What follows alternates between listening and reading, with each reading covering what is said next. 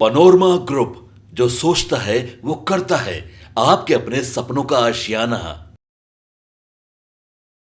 2 चरण के चुनाव के बाद अचानक से बिहार की राजनीति में बहुत सारे परिवर्तन होने लगे हैं। बयानों में भी अंतर आने लगा है और इन बयानों के आधार पर अगर देखा जाए तो एक बात साफ साफ नज़र आ रही है कि जो दावे कर रहे थे कि 2 चरण के चुनाव के बाद वो जीत रहे हैं, उनके कंधे डाउन हैं। तीसरे चरण के चुनाव से ठीक पहले नीतीश कुमार एग्रेसिव मोड में आ गए थे और नीतीश कुमार के एग्रेसिव मोड में आने का मतलब आप समझते हैं कि कहीं ना कहीं ये लड़ाई अब लालू और नीतीश के साथ जुड़ने लगेगी।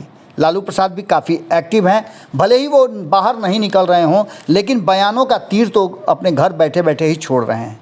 कई ऐसे अवसर आए जब लालू प्रसाद घर से बाहर भी निकले और सारण में जब रोहिणी आचार्य का नामांकन हो रहा था तब उन्होंने बहुत सारी बातें कही थी। इस देश के प्रधानमंत्री नरेंद्र मोदी के बार बार बिहार आने पर उन्होंने तंज कसा था और ये भी कहा था कि नरेंद्र मोदी को इस बार प्रधानमंत्री नहीं बनने देंगे। इंडिया गठबंधन ऐसी स्थिति में है कि 200 भी पार नहीं करेगा एनडीए गठबंधन।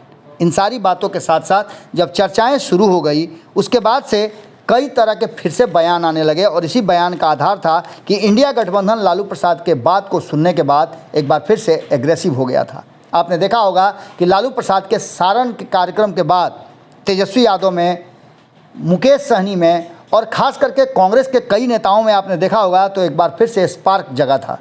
लेकिन ये तीसरे चरण के चुनाव प्रचार समाप्त होते होते धीरे धीरे मध्यम पड़ने लगा। तो वहीं नीतीश कुमार काफ़ी एग्रेसिव होने लगे। जैसे जैसे चुनावी प्रक्रिया आगे बढ़ रही है, नीतीश कुमार का चुनावी प्रचार और उनके शब्दों के बाण लगातार हमला कर रहे हैं। वहीं आपको बता दें कि एक तरफ यहाँ नीतीश कुमार हैं, वहीं दूसरी तरफ लालू प्रसाद हैं और नीतीश और लालू के बीच में ये जंग भारतीय जनता पार्टी जानती है कि किस करवट बैठेगा। हमने आपको पहले भी बताया है कि लालू प्रसाद और नीतीश कुमार में यदि आमना सामना हो जाए तो उसका फ़ायदा और घाटा अच्छी तरह से जानती है भारतीय जनता पार्टी की क्या होने वाला है।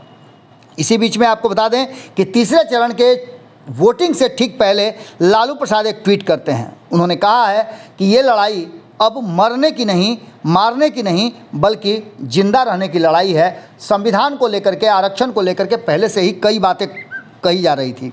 अब राजद प्रमुख ने एक ट्वीट करते हुए लिखा है कि केंद्र सरकार पर उन्होंने जो हमला किया है उसके अनुसार उन्होंने एक बार फिर से बयान जारी करते हुए कहा है कि मोदी सरकार से संविधान और लोकतंत्र पर खतरे की आशंका हो रही है। उन्होंने इस बात को लेकर के कई बार अपनी बातों को रखा है और इसी धारा पर आपने देखा होगा कि महागठबंधन भी चल रहा है। उन्होंने कहा है कि यह मरने का नहीं, जिंदा रहने की लड़ाई का चुनाव है। उन्होंने कहा कि देश की 140 करोड़ जनता गंभीरता से यह सोच रही है कि अगर मोदी सरकार आई तो संविधान खत्म कर देगी। मोदी सरकार आई तो लोकतंत्र और आरक्षण समाप्त हो जाएगा, युवा बिना नौकरी रोजगार मर जाएगा, आम आदमी महंगाई से मर जाएगा, किसान अधिकार मांगते मांगते मर जाएगा, संवैधानिक संस्थाओं की स्वायत्तता भी समाप्त हो जाएगी। और ये सारी बातें पहले से भी लालू प्रसाद और उनकी टीम कहती आ रही है। अब देखना दिलचस्प होगा कि लालू प्रसाद ने एक बार फिर से एक इंजेक्शन, एक गोली देने की कोशिश की है, जो ताकत वाली गोली कितना असरदार होती है। देखना दिलचस्प होगा कि इस ताकत वाली गोली का इस्तेमाल क्या इंडिया गठबंधन के नेता करते हैं या फिर इसके आधार पर देश और बिहार की जनता को वोटिंग बूथ तक ले जाकर के अपने पक्ष में वोट दिलवाने में सफल होते हैं। जुड़े रहिएगा भारत लाइव के साथ, खबरों का सिलसिला लगातार जारी है। बहुत बहुत धन्यवाद। पनोरमा ग्रुप, जो सोचता है वो करता है।